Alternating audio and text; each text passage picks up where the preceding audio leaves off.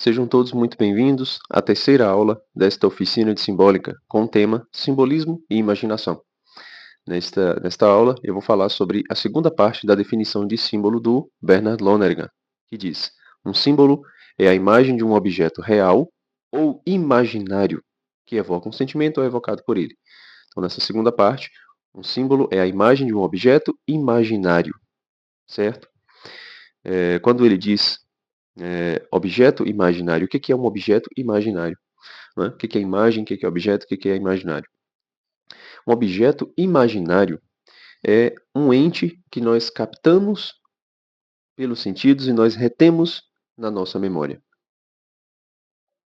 Um objeto imaginário é a imagem daquilo que nós vimos, ouvimos, sentimos, tocamos e que está na nossa cabeça, que não está presente no momento da percepção, certo? Porque quando está presente é um objeto real.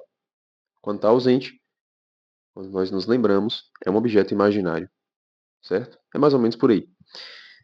Aristóteles, no De Anima, ele fala dessa faculdade da alma, a faculdade da imaginação, que ele chama de fantasia, né? E é interessante ele chamar de fantasia porque as imagens são fantasmas, né? O que é um fantasma? A gente aí, eu falei fantasma, é, o que eu evoquei da sua memória quando eu disse fantasma, né? Aquele ser, né, parecendo uma fumacinha, né, que tem mais ou menos o formato de um corpo humano, né, ou um espírito, qualquer coisa que o valha, né? Porque um fantasma da nossa fantasia, da nossa imaginação, é mais ou menos isso que a gente se lembrou, certo? É mais ou menos esse ser que é uma fumacinha, que é algo que não é material, certo? É visível, porém não é material, que foi alguma coisa real antes, né? Fantasma é mais ou menos isso. Então a imagem, no sentido de imaginação, no sentido da faculdade da imaginação, é mais ou menos a mesma coisa, certo? É um aspecto de algo que foi real antes, de uma experiência real que nós tivemos, que nós captamos pelo sentido e que foi armazenado na memória, certo? Apenas um aspecto, apenas o aspecto que nos foi captado pelos sentidos, certo? A gente não consegue armazenar o objeto real na nossa memória, né? Porque primeiro a nossa memória tinha que ser um espaço material e tinha que ser gigantesco, né? Tinha que ser o saco do Papai Noel, que é infinito, para caber as coisas reais. Então nós não captamos o objeto real, nós captamos aspectos desses objetos, dos entes, das pessoas, de tudo. Tudo aquilo que a gente tem na memória, certo? Não são os objetos reais, são os fantasmas desses objetos. Então, quando a gente se lembra até de uma pessoa, o que a gente guarda de uma pessoa? Né? O seu fantasma. Eu não tenho na minha memória, sei lá, agora eu sei que os meus filhos estão dormindo, mas eu não tenho na minha memória os meus filhos reais. Eu tenho os fantasmas deles na minha memória, apesar de ter o objeto real que está aqui a alguns metros de distância de onde eu estou gravando, certo? Sei lá, quem não está aqui, quem está distante agora, meus pais estão distantes, estão na cidade. Eu não faço ideia do que eles estão fazendo, né? Talvez estejam dormindo, talvez já estejam acordados, né? Então, na minha memória, o que está deles? O fantasma deles, o aspecto que eu captei com os meus sentidos, certo? Por muita convivência, certo? Mas é o fantasma que está na minha memória. Então, das pessoas, das coisas da mesma forma, né? Os animais que eu vi, as plantas que eu vi, os cheiros que eu senti, os sabores que eu já senti, as texturas que eu já toquei, tudo isso está na minha memória como um fantasma. E são esses fantasmas que são os símbolos, tal como Lonergan está dizendo. Os símbolos eles são reais, enquanto são entes encontrados no mundo material, enquanto simbolismo natural, certo? E são fantasmas também. A gente poderia dizer isso, que os símbolos são os objetos reais e os fantasmas, que evocam um sentimento ou é evocado por ele. Essas outras duas partes a gente vai tratar em aulas seguintes.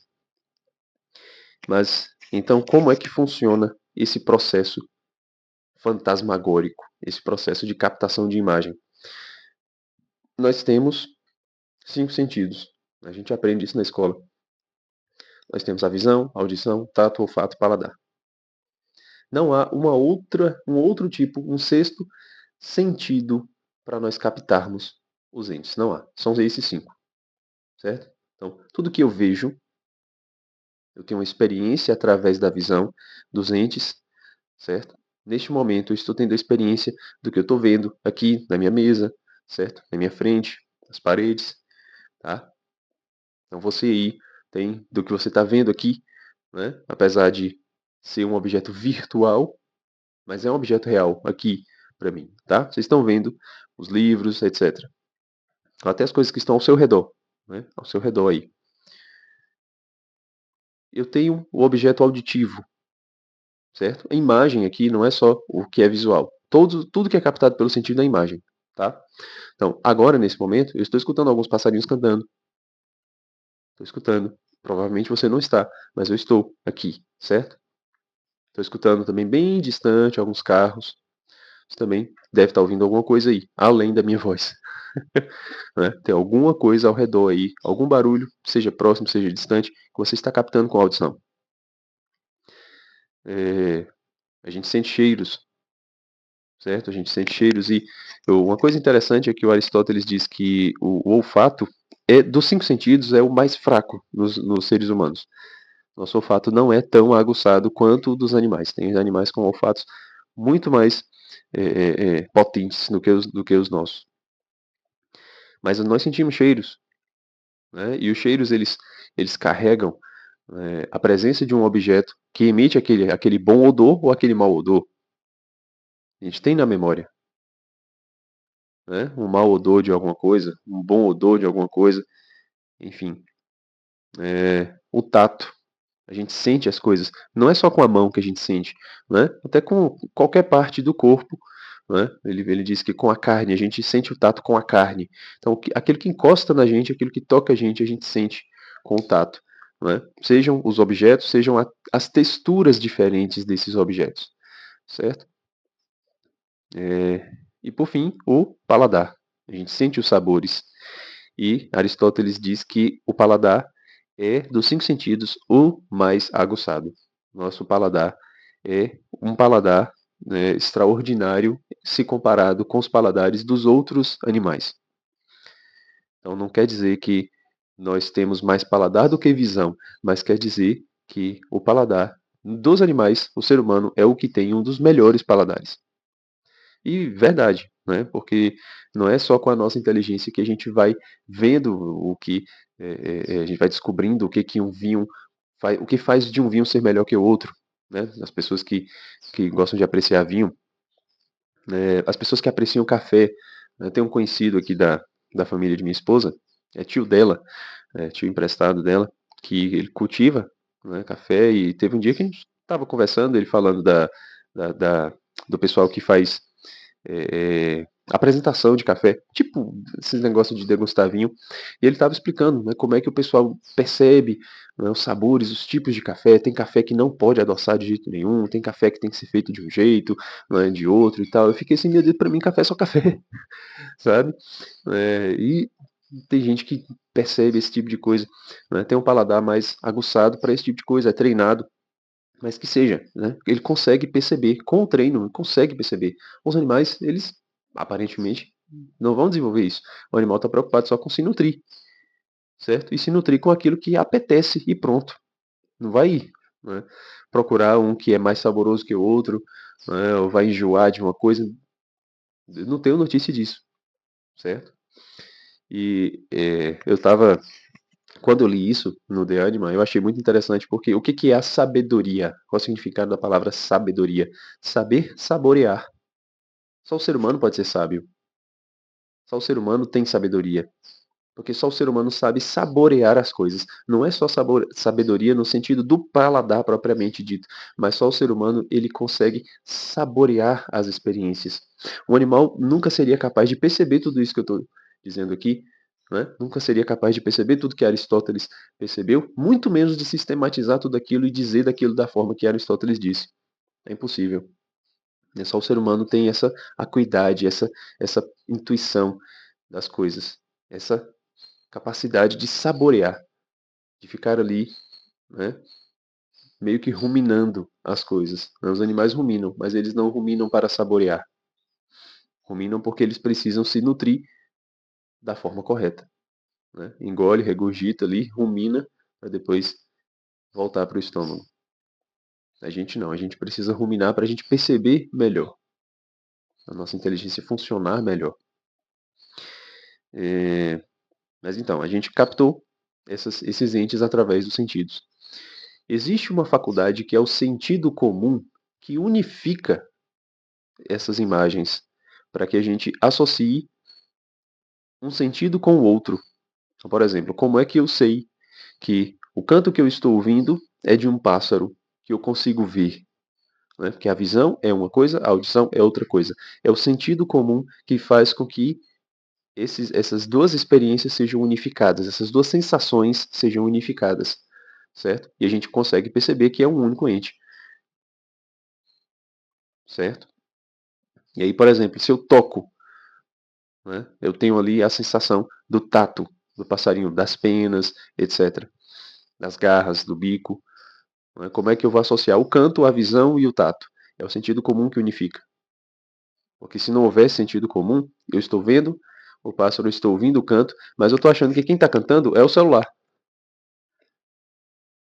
Aí eu estou sentindo aqui a textura das penas, mas eu acho que as penas são, sei lá, né, de um caderno, e não do que eu estou vendo.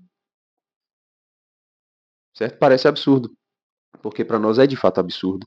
Não é? O sentido comum, ele dá essa realidade para as nossas sensações. Para que a nossa experiência do mundo material seja cada vez mais real, mais concreta. Certo? Porque apesar de nossas faculdades serem separadas, o mundo real ele tem uma unidade.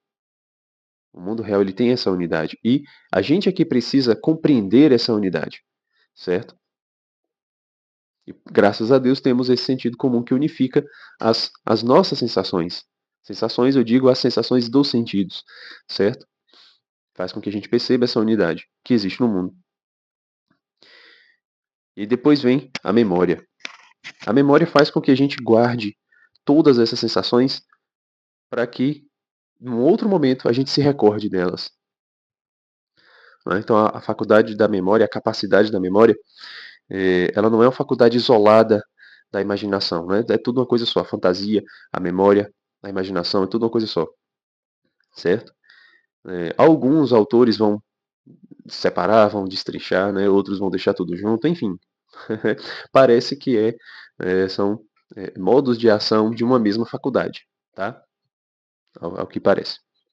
Então a memória ela armazena, certo? As imagens, os fantasmas captados pelos sentidos, sejam isolados, sejam unificados pelo sentido comum, tá? E faz com que a gente se recorde. Recordar é tirar do coração. Né? A gente tira, ali, a gente recorda daquelas imagens, daqueles fantasmas. Seja alguma coisa quando, sei lá. Então, a gente já viu um pássaro cantando. A gente já ouviu e já viu, certo? E aí, de repente, a gente tá, sei lá, tá rolando as redes sociais pelo celular e vê uma imagem, não está ouvindo o som, mas vê uma imagem de um passarinho parecido com aquele que eu já tive a experiência. Então eu me recordo do canto, certo? A memória puxa esse fantasma, né? Eu recordo o canto. Ou o contrário, eu estou em algum lugar e eu escuto o canto e eu imediatamente me recordo da imagem visual daquele pássaro. Então, esse canto é de tal pássaro, certo? A memória é isso. Ela puxa do coração os fantasmas. A gente se recorda das coisas, sejam em momentos que a gente tem experiências parecidas, né? Ou a gente, né, sente ali a textura, isso me recorda, né, isso me faz lembrar de algo, certo? Ou seja, quando a gente também quer fazer esse movimento, né? Quando a gente quer se lembrar, poxa, eu precisava me lembrar de tal coisa, e a gente vai cavucando, cavucando, cavucando, até encontra, ou não, né? Quando tem gente que é boa de memória, tem gente que já não é tanto, né? Então, vai cavucando, até encontra, até consegue se lembrar daquilo que estava tentando se lembrar. Então, quando a gente tem uma experiência, ou quando a gente quer fazer a recordação de algo, a memória tem essa dupla função. certo? De armazenar e de recordar as imagens. E a partir daí, nós conseguimos ter um pensamento analógico. O que Aristóteles vai dizer? Que a alma não consegue pensar sem imagens. É impossível para uma alma pensar sem imagens. É preciso que haja primeiro a sensação dos 5 sentidos, depois o processo de imaginação, né, que armazena, né, o sentido comum que unifica, a memória que armazena e faz recordar. A partir daí nós temos um pensamento. E que tipo de pensamento? O pensamento analógico, certo? O que é o pensamento analógico? O momento em que eu consigo comparar uma coisa com outra. Aqui não é mais o sentido comum que está unificando. É o pensamento analógico que está comparando, certo? Então, eu escuto, sei lá, uma pessoa assoviando, cantarolando. E aí, imediatamente, aquele assovio, aquele som me remete ao canto do passarinho. Não tem nada a ver, não é a mesma coisa, não é o mesmo objeto, certo? Não é um objeto próximo que seja. Mas eu estou fazendo uma analogia. Esse cantarolar me recorda ou se parece com o canto do pássaro. É um pensamento analógico. E a analogia, ela tem algo de comum e algo de diferente. O canto está um pouco parecido, mas quem está cantando é totalmente diferente. Então, o pensamento analógico ele faz esse movimento. A gente compara objetos reais ou objetos imaginários com outros objetos imaginários. A gente compara o que está presente no mundo real, certo? O simbolismo natural, com os fantasmas, ou fantasmas com fantasmas, certo? Uns fantasmas com outros. Eu posso comparar, por exemplo, animais com outros animais. O pensamento analógico. Eu me recordo aqui, sei lá, de um desenho animado, onde tem um personagem que se parece com o leão. Não é um personagem de um leão, mas se parece, certo? Enfim, né? O pensamento analógico é essa capacidade de nós compararmos as coisas que não são a mesma coisa, tá? As coisas que têm algo de comum, algo em comum e algo de diferente. Algo de diferente, certo? Esse é o movimento do pensamento analógico. E como eu falei lá no Instagram, minha dificuldade é essa. Eu falei, pronto. E aí agora eu tenho que ficar quieto, não posso continuar, porque senão eu vou tocar no assunto da aula seguinte. Tá? E eu poderia, né, fazer uma aula gigantesca, uma aula de 1 hora, não é, para falar bem detalhadamente sobre essa definição do Lonergan, tintim por tintim, até acabar. Né? Poderia fazer isso, mas eu acho que não seria tão funcional. Eu acho que não iria, é, não iria funcionar bem, né, para o meu objetivo aqui na oficina. Certo? Então eu estou preferindo fazer essas aulas mais curtas e tratando de assuntos específicos em cada aula, para que a coisa fique cada vez mais clara. Quando a gente terminar a definição do Lonergan, a gente vai dar continuidade a alguns assuntos primordiais aqui da parte introdutória, certo? Para que quando a gente for chegar na parte de interpretação de símbolos, quando a gente for chegar na parte mais dinâmica da oficina, a coisa já esteja bem mais clara, bem evidente, para que a gente não fique caindo no erro de interpretar o símbolo tal como o professor lá falou, né, que eu utilizei na aula anterior. Deixando o símbolo apenas como um símbolo psicológico, ou apenas como um símbolo cultural, ou apenas como um símbolo esotérico, tá? Para que a gente possa ver o símbolo da forma correta, sem neura, tá certo? Então, pessoal, é isso que eu tinha para trazer para vocês nesta aula. Agradeço por você ter assistido esse vídeo até aqui e muito mais se você tem acompanhado a oficina, se você está acompanhando a oficina, se você está empolgado com esta oficina, tá bom? Deixe aí também nos comentários o que você está achando, tá? As sugestões já para a parte dinâmica, né? Se você quer que eu analise algum símbolo específico aqui, pode deixar aí nos comentários, tá bom? Que eu vou dar uma analisada e encaixar aqui na programação, tá certo? Não deixe também de curtir, de se inscrever no canal, de conferir as notificações se você já está inscrito, né? Se não, ative as suas notificações e compartilhe também para os seus amigos, tá bom? Um abraço e até o próximo vídeo.